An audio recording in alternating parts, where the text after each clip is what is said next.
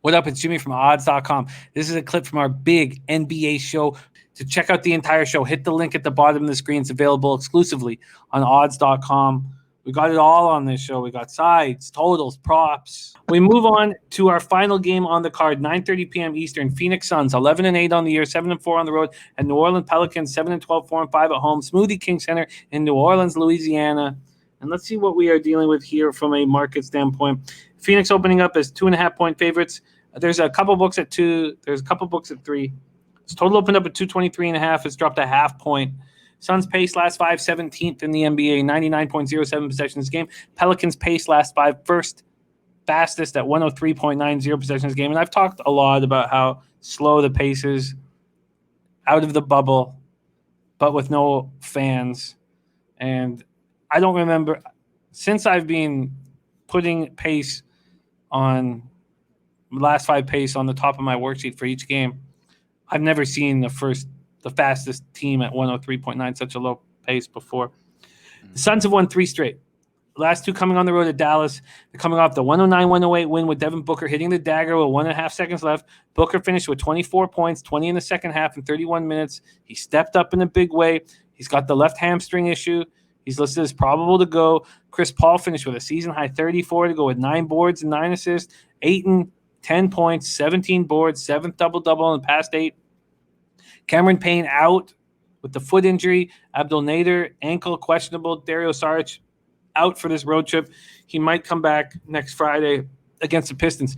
Pelicans have lost 2 straight. They were held to 15 points in the fourth quarter in a 118-109 loss at home to Sacramento. They were held to 15 points against Sacramento in the fourth with Bagley out. Bagley was not playing in that fourth quarter. De'Aaron Fox outscored the Pelicans by himself, 17-15. Brandon Ingram goes for 20. Hart, Zion go for 17 each. Pelicans lost for the 10th time in 13 games. Willie Hernan-Gomez had been in 3 of New Orleans' previous 18 games. He played 12 minutes, but he played a season-high 28 minutes because of Steven Adams' calf injury. And he played hard. You know, he's not very coordinated, but he played hard. He scored 13 points, grabbed 11 boards. Adams is listed as questionable to come back. This is a very interesting spot here. Suns, Pelicans, Wham, take it away. Yeah, man. The Pelicans, that last game was just atrocious. They're plus 10 on turnovers, so they had 10 less turnovers than the Kings and still got outscored by 9 points. I don't see anything like that before. The Kings did shoot 47% from the field, 32% from 3 at 14 3-point mades, but come on now. This defense just is nowhere to be found. Their last 3 games for the Pelicans, they allowed 123 points per game. This team for the Suns, their last 3 games in that same span, 102 points they were allowing. That's the difference. And this recipe, in my opinion, Steven Adams is questionable. That's a key loss. If he's out, I actually think he is going to be out in this spot. But, I mean, if he is in this lineup, I think he's not going to be that much of a difference in allowing all these points. I mean, they're still allowing these guys to just get off on them and on the pick and roll. It just doesn't seem like they're really all the way communicating on defense or anything like that of that nature. But having Lonzo coming back did help out their offense. They have been shooting 43% from the field with this Pelican team this last 3 games. And they out rebounding about, I believe, defensive rebound at 33 rebounds. And the reason why I brought that up is because they still been getting out rebounded by this team, the Suns, at 38. So about plus 5 there. The main thing, though, for me with this New Orleans team is obviously we're going to see a matchup discrepancy with Zion. But I don't believe that we're going to see that much of a matchup discrepancy with the Mikal Bridges matchup against BI. Mikal Bridges showed me a lot when he went up against Porzingis last game.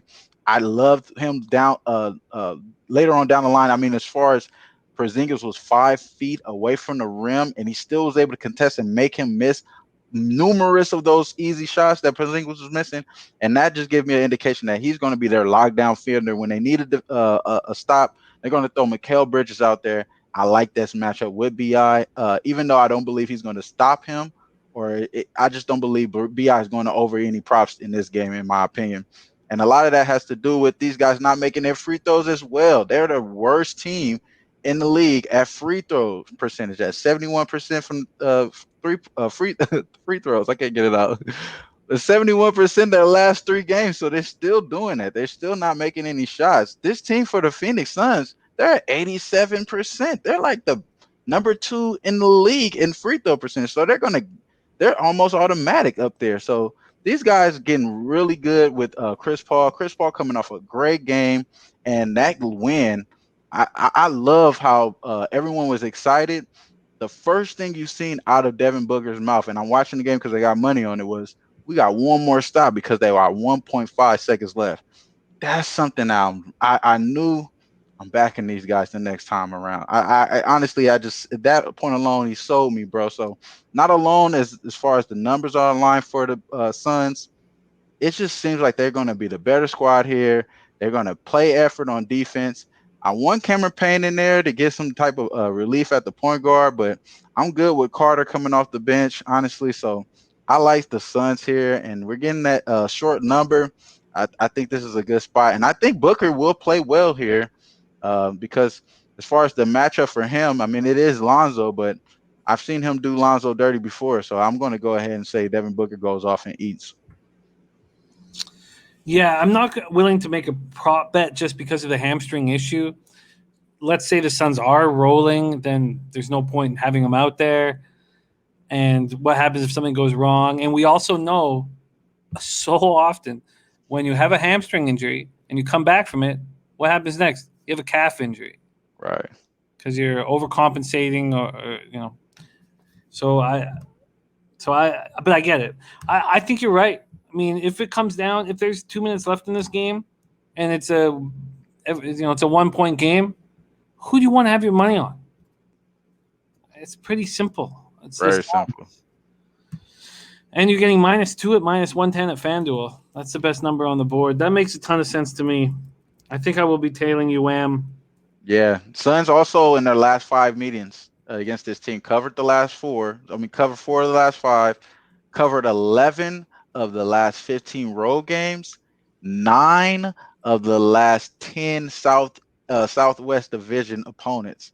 Now, this New Orleans team, they're 1 in their last 10 against the Pacific Division, 2 in their last 7 games. So their last 2 of the last, they only covered 2 of the last 7, and they haven't covered last 5 games against a Western Conference opponent. So they haven't covered against the West either. And that has something to show me. I believe that just when it gets to the point that they're playing against tough opponents, I mean, like Sacramento Kings, is that a tough opponent? I don't think so, but they're going to get some of these West Coast teams and they're losing. So I think that we got a good shot at seeing those trends continue. You talked me into it. I'm going to roll with you. They're also 7-4 on the road. So they're just trying to win games when they can.